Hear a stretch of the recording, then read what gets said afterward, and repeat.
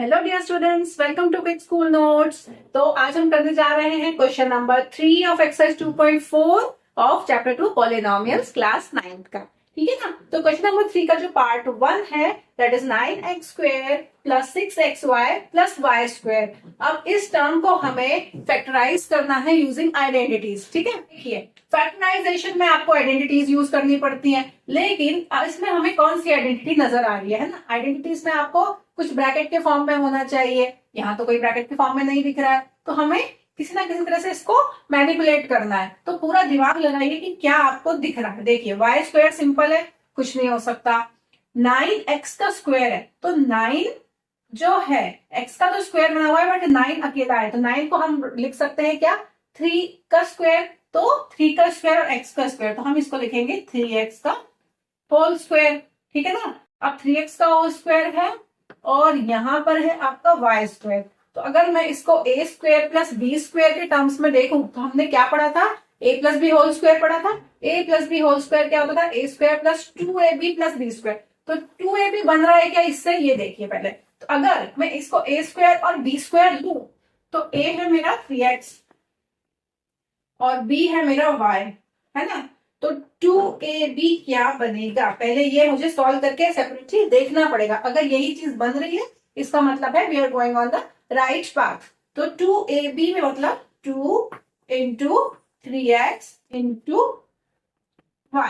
ठीक है ना। तो 2 into 3 that is 6 and x into y is xy। तो 6xy बन रहा है। तो 2ab क्या है, 6xy है, 6xy यहाँ पर है। तो इसको मैं लिख सकती हूँ 2 into 3x into y 2ab। तो ये क्या बन गया है identity, a² plus 2ab plus b²। और हमें पता है कि ये जो आइडेंटिटी होती है ये इक्वल होती है a plus b whole square के। ओके, तो a प्लस बी का होल स्क्वायर है। इसका मतलब है इस पूरे टर्म को मैं क्या लिख सकती हूँ, a की जगह पर मैं लिख सकती हूँ 3x एंड प्लस b की जगह पर मैं लिख सकती हूँ y। तो 3x प्लस y का होल स्क्वायर। ऑलराइट, तो 3x प्लस y का होल स्क्वायर है, इसका मतलब क्या है, इसको हम लिखेंगे 3x plus y and again 3x plus y। ठीक है, तो 3x plus y 3x plus y ये हो गया आपका सॉल्व। ठीक है ना। हमें क्या करना था, इसको फैक्टराइज करना था।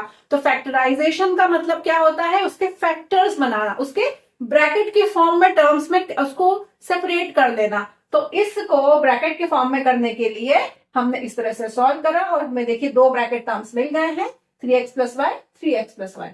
ठीक है। सो आई होप आपको ये क्वेश्चन समझ में आया होगा। Now move on to the part 2 of question number 3. Okay. Again, we have a polynomial. It is 4y² minus 4y plus 1. ठीक है। तो 4y² minus 4y plus 1 में हमको फिर से इसको फैक्टराइज करना है, तो हमें किसी ना किसी फॉर्म में इसको कन्वर्ट करना पड़ेगा। 4 है, 4x² टर्म होता है, तो 4 का मैं लिख सकती हूँ 2 का square, right. So 4y² can be written as 2y का होल स्क्वायर।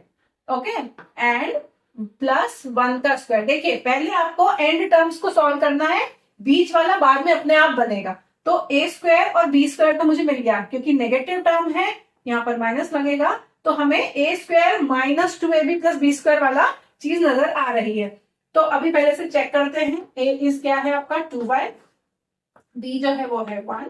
तो 2ab कैसा बनेगा, 2ab बनेगा आपका 2 इंटू 2y इंटू 1। ठीक है ना। तो ये क्या बनेगा आपका 4y। ठीक है ना। तो 4y है, 4y है तो 2ab बन रहा है, तो हम इसको क्या लिखेंगे -2 इंटू 2y इंटू 1, है ना। इस फॉर्म में लिखने से आपको क्लियर हो जाएगा कि ये a² minus 2ab plus b² बन रहा है। तो a² minus 2ab and plus b² can be written as a minus b का whole square, right. So a minus B का होल स्क्वायर जब आप करेंगे तो इसको आप लिख सकते हैं a की जगह पर you can write 2y and b की जगह पर you can write 1।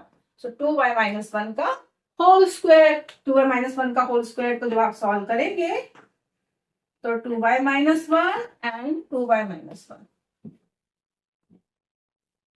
2y minus 1, 2y minus 1. This is your answer. Okay. Now, part 3 of question number 3 is x square minus y square upon 100. ठीक है, तो सुनिए x square minus y square upon 100 है, x में भी square लगा हुआ है, y में भी स्क्वायर लगा हुआ है, बस एक 100 हमारा बच रहा है, तो 100 को I can write as 10 square, right. तो हम क्या लिखेंगे इसको, x square minus y upon 10 का होल स्क्वायर, ठीक है, y अपॉन 10 का होल स्क्वायर। तो a square minus B square बन रहा है, सिंपली हमें नजर आ रहा है। तो a square minus B square को हम लिख सकते हैं a plus B into A minus B, ठीक है ना। तो a plus B A minus B करने में हमें क्या होगा, a is equal to X and b is equal to y upon 10, ठीक है ना। तो हम इसको क्या लिखेंगे, a plus B into A minus B, that is x plus y upon 10 and x minus y upon 10, that's all. ये हो गया आपका सॉल्व, हो गया फैक्टराइज, है ना। फैक्टराइज मतलब पूरे ब्रैकेट टर्म्स में रहना चाहिए, कुछ भी एक्स्ट्रा नहीं बचना चाहिए, प्लस माइनस वाली चीज, सारी चीजें ब्रैकेट में मल्टीप्लीकेशन में हो जानी चाहिए, ठीक है ना। तो this is how you will solve it and that's all for question number 3. In the next video we will see question number 4. Till then, see you, bye bye.